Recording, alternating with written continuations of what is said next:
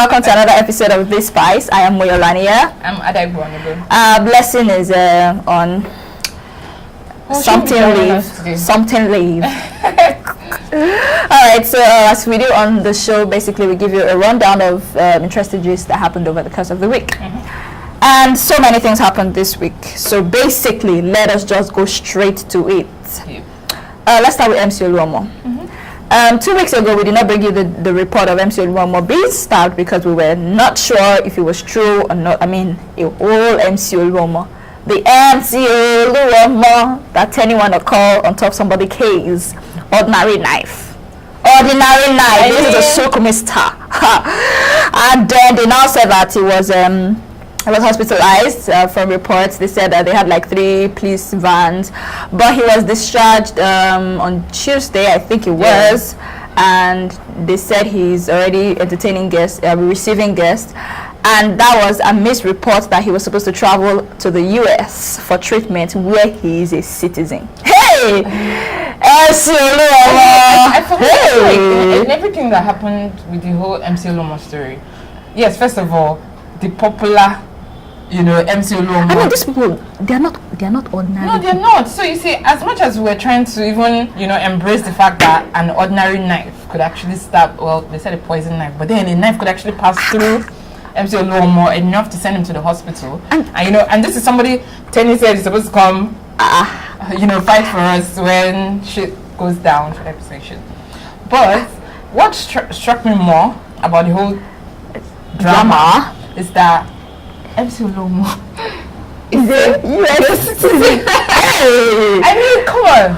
My children will be US citizen, German citizen, Canadian citizen, Russian citizen. What else?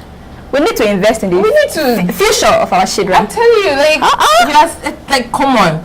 You are sleeping on a long thing if MC Oluomo. Hey, let's just leave MC Oluomo in Damara like that, and let's move to Asiwaju Bola Ahmed Tinubu.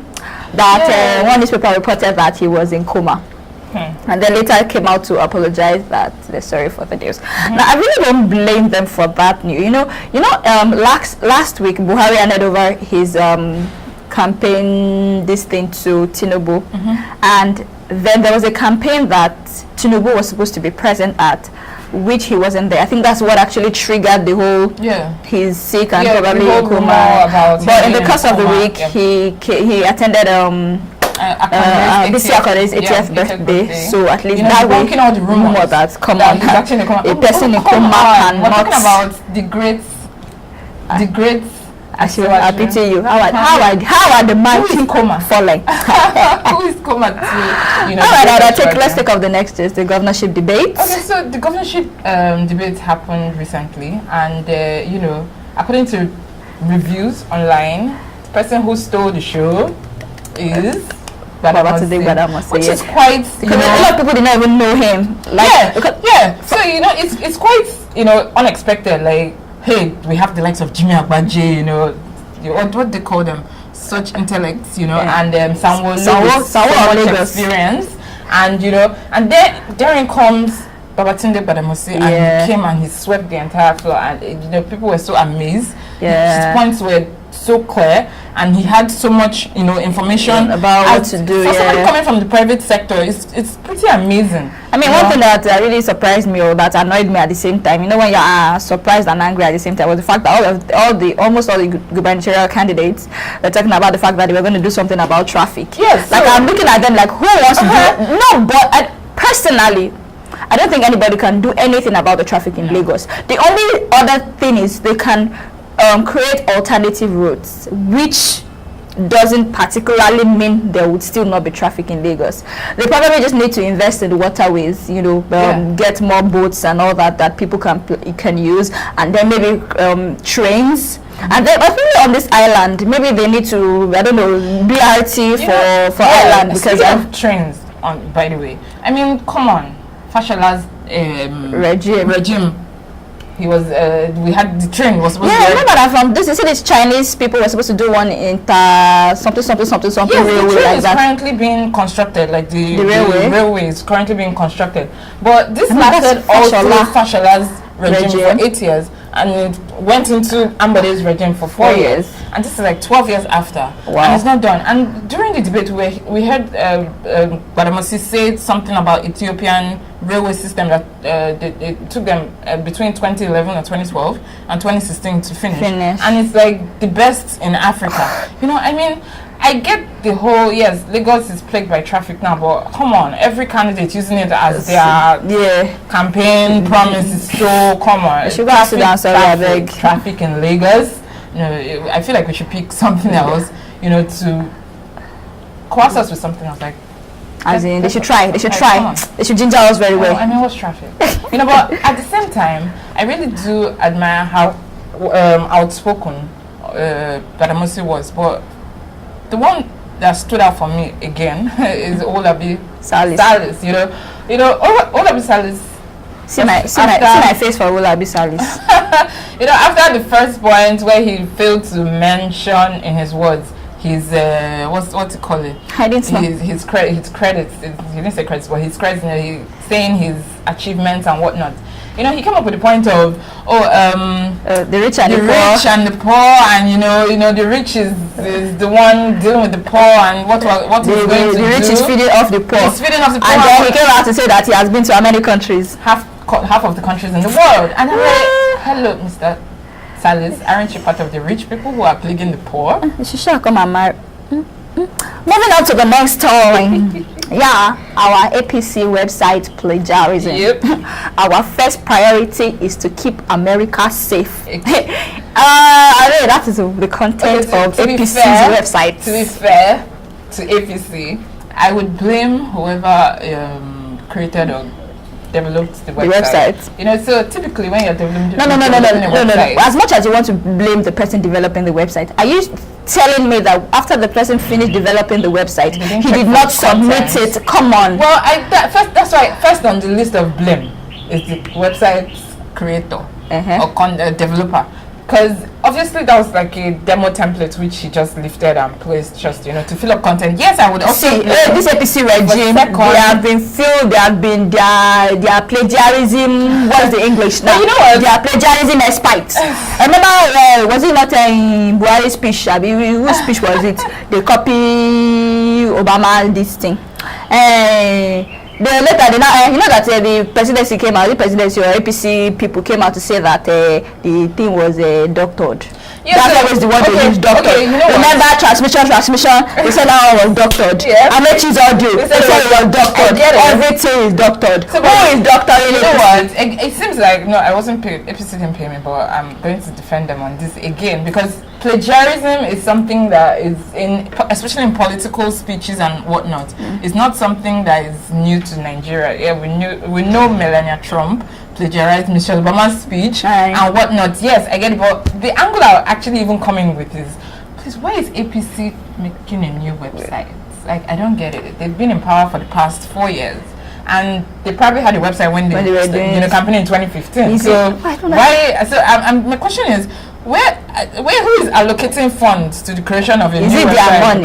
Ada, if you had something you invested in 4 years ago, and you spent a lot of money on that thing 4 years ago, and you are still running the same course this year, would you pay another? Would you voluntarily take money from your pocket to run something that you ran 4 years ago that can only be edited and be worked? It's because it's not their money. Well, I don't want to be angry for Nigeria and about Nigeria with Nigeria. Please, let's just move on to the next thing. The next topic is so sad.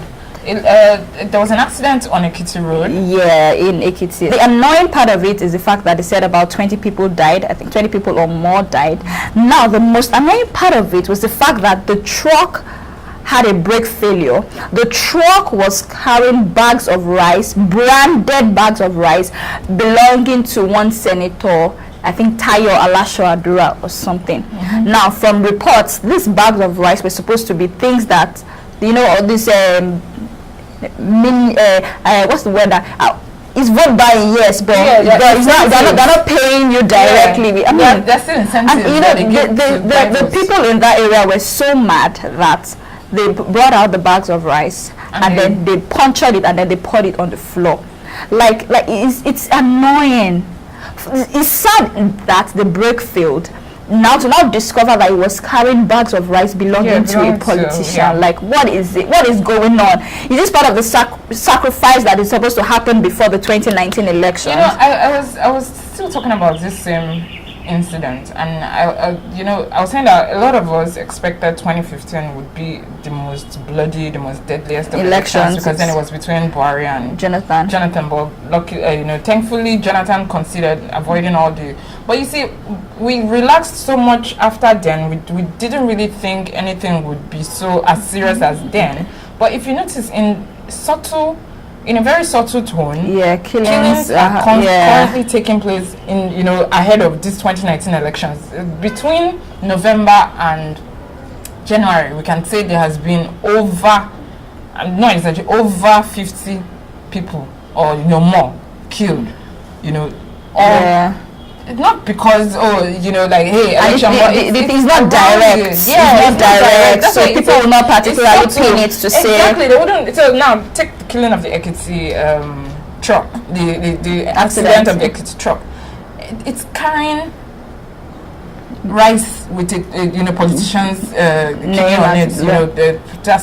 This should be part of his campaign and all that. So now, as the saying would go, if you really want to focus on grapevine and how mindset works, it would be said that that's, like you said, it's a sacrificial way of winning. We're not ones to. Let's not say that. They're not come and say that we are thinking exactly. But then we're just thinking like how most Nigerians would think exactly. Anyway, now let's move on to the next one. The town hall meeting our president had with the vice president on NTA. Yeah. Now, I'm not really bothered about everything that was said. I'm bothered about some things that were not said, which is the fact that our president seems to find it difficult to articulate. Because I remember they're asking him question in this direction. He's giving answers in this direction.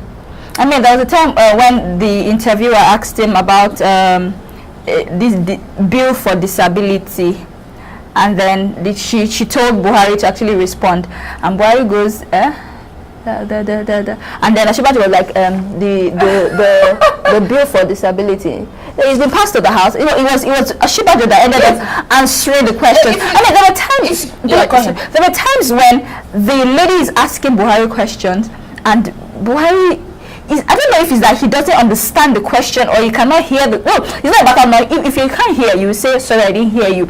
But it's like he doesn't know what is going on. He's not even aware. You know the amazing part? Amechi's reaction.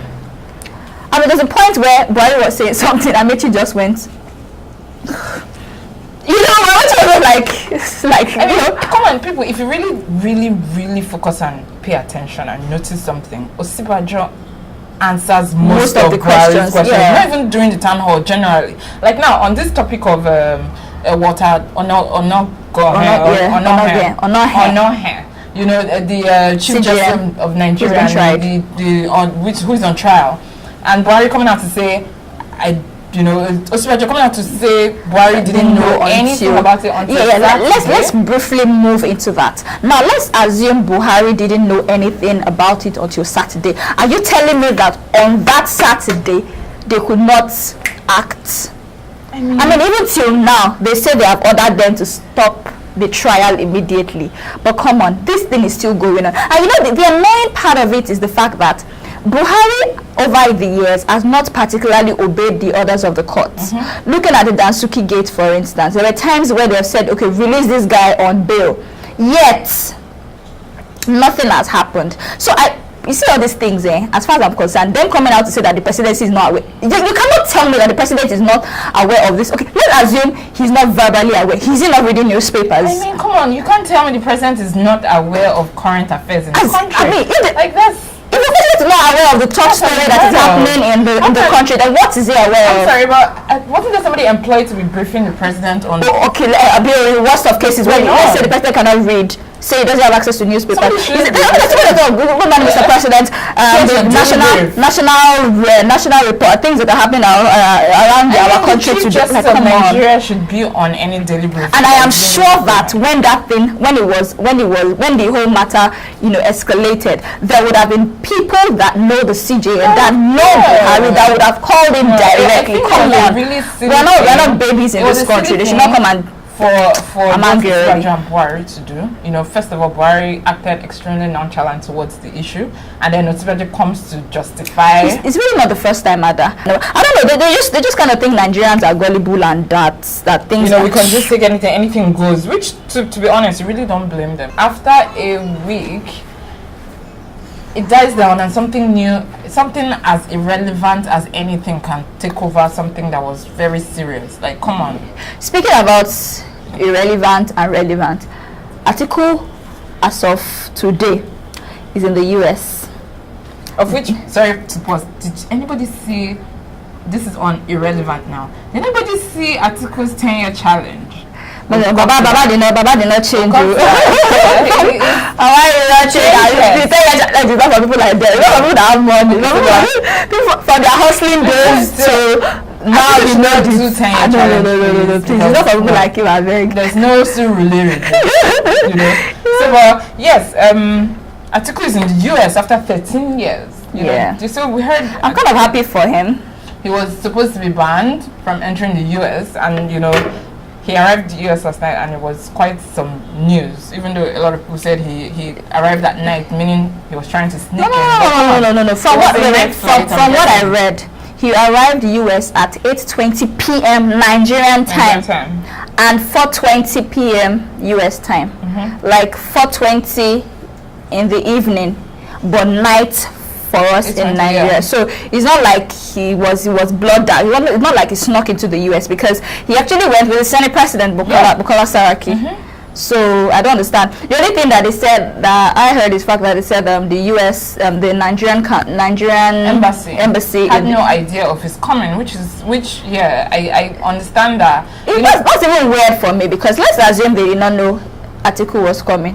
They also did not know Saraki too was coming, Abi. I mean, and Saraki is sitting Senate President. So even if they want to say, okay, because now there's the argument that, okay, he's no longer a functioning authority, as the former vice president. So they couldn't have gotten an awareness, even though they've constantly said over the years that Atiku is not a problem. When they keep getting notifications that Atiku should not be allowed into the US, Atiku is not a problem. If he's coming, it's at his own, free will. But now they come out to say, hey, we didn't even know he was coming. Typically, it should be our responsibility to go get him, from the airport. But we didn't know he was coming. It's so much so that the Nigerian embassy in the US said, if you have any information that Atiku is in town, please let us know. I think that's. They should go and sit down somewhere. We're not stupid. They have no idea that a former parastatal is coming into the country, and they're soliciting for information from general masses. Strike the shepherd and the sheep will scatter. Yes, let's move to Falz album. Oh yeah, so Falz released his, anticipated album called Moral Instruction. And it's funny because two things happened during this album release. So Falz, there's this argument going on Twitter, online, saying, okay, so Falz, so much you have become, a propagator of women's rights. Comparing Falz to Fela now, funny enough. Well, is there a comparison there?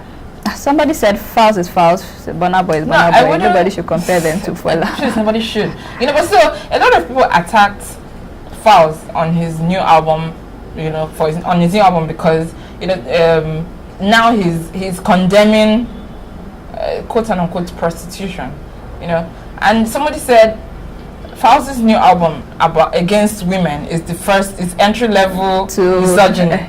And it struck me because it's quite funny. Because a lot of people had this, argument again that, hey, what was Falz's first song when it came out? High Class, and that was him like glorifying the same big girls, big girls. I don't want to say prostitute again because you can't really classify them as prostitutes, but big girls, slay queen. Yeah, okay, that's. So now he comes up and he's saying, no, to them. So I mean, He has Falz, grown now. well, that is the benefit of that. Okay, so Falz has grown. He knows more. Yeah. He's more aware He's more now. exposed. He's more And, exposed. times have happened. So now he wants to educate more and not propagate mundane or irrelevant things. Yes. So let's move quickly. But hold on. The second part of that is that Basket Mouth said he paused his movie release because Falz album. I'm trying to understand the correlation. Like how does that fall into place? They are related by blood. Is Basket Mouth trying to say he's his brother from another mother? Oh, that would. Okay, but is Basket Mouth trying to say Basket Mouth wants to support Falz. He wants to support Falz. Releasing his movie on the same day that Falz is releasing his album would twat his own. He wants to support his brother. Oh, so why can't they support each other? That's the thing. We cannot be distracted. No, we cannot I think afford to be Basket distracted. Mouth is threatened by Falz's popularity. Well, He thinks Falz's album launch would overshadow his movie release. Quite sad, because I would think Basket Mouth has come a long way and he should be Egbon to Falz, but now he's afraid to it's release only the his person movie. that has something inside that knows what is inside. So let us leave them alone. Yes, we're going to move on to a drama that happened on Twitter. Ashiwaju of Twitter. You take all that. A guy on Twitter, Ashiwaju, claims he spent 500k on a girl he met on Twitter. And well, according to this thing, they got drunk. The girl followed Ashiwaju to the home and something happened. Now the girl is accusing Ashiwaju of rape. Now that many sides to the story, because she's not the only one accusing the guy of rape. Ashiwaju has come out to say, look, this thing is sponsored by somebody who is running under a very influential party. And a lot of people actually criticize Ashiwaju. Blah, blah, blah. I get the criticism, but my own is for a girl, for a right-thinking girl. How would you allow a guy spend 500k on you in one night? I mean, not to judge or to criticize, but come on. I mean, you should be afraid if a guy comes out. If a guy spends 500k, before he even spends 500, as in, I'm angry. One night. But I get where Ashiwaju is coming from. I mean, we will still delve into that, but to come to say that this is being sponsored by a political party, come on, how relevant is Ashiwaju in the grand scheme of things to want to my dear, Ashiwaju's Twitter followers grew. Yeah, skyrocketed. It went from I feel like 2,000 to like 22,000 in that night. So please, hello, couldn't Ashiwaju also be campaigning for followers too, as well? Attention seeking. But I would not agree with him when it comes to the whole political thing. I would rather he focuses on what the actual. He also angry now released the nude pictures of other people that have entered his DM. So how does it make him any better? The thing there is, fine, okay, if they're claiming that two of them were drunk, that's Ashiwaju and the lady, so who raped who? So you see, that's my point. I would rather Ashiwaju came from the angle of, hey, we're both under the influence, we both did stuff, we both can claim rape. Why would you come and accuse me of rape alone? Like, hey, I was also not conscious. You could have raped me. Who says girls don't rape boys? So, and that's why it made Ashiwaju seem guilty, because he first came up with the political party aspect, and then he came up with, okay, so I spent 500,000 naira on you, more or less saying, I have a right to reply to men. The mind-blowing part for me. And then he goes to release nude pictures of people that is never related to. The mind-blowing part for me is that some girls now went on to say who sent that girl message to open Ashiwaju's ears, that whether they like it or not, they will still spend out of that money before anything. So it goes on to show how the mindset. That's why I would not ordinarily rule out. Some girls are not moved by this whole guess what they had? Because he has money. He spent 500k. That's the thing. That's the trigger. I mean, somebody was begging, please give me your iPhone X before you go to prison. Like, seriously. So I know this is please give me your iPhone charger. At the end of the day, this questions the issue of rape in the country, because hey, if somebody can come out and say, so hey, I was under influence and you're crying rape, I didn't rape you. And then the topic is now even being digressed and much more silly things are being portrayed. Yeah. You know, the financial. I mean, you even went out guy. with a guy in the night. What arrangement did you make for yourself? So, okay, am I sleeping at this place? Am I No, moving at this? let's not judge because it could happen. It could No, happen. of course. What I'm saying, for the girl, what was her own plan? Yeah, I mean, like, did you have it like what? Like, okay, so did you owe vex money? I know I'm going out. I know I'm going to drink. You know, even if I drink, this is my friend. Call me at so time. Come pick me up, or hey, hello guy. No matter how drunk I get, please make sure I arrive home. Yeah. You know, like come on, we have to start creating measures for ourselves. You know, instead of when something happens, you just come to Twitter and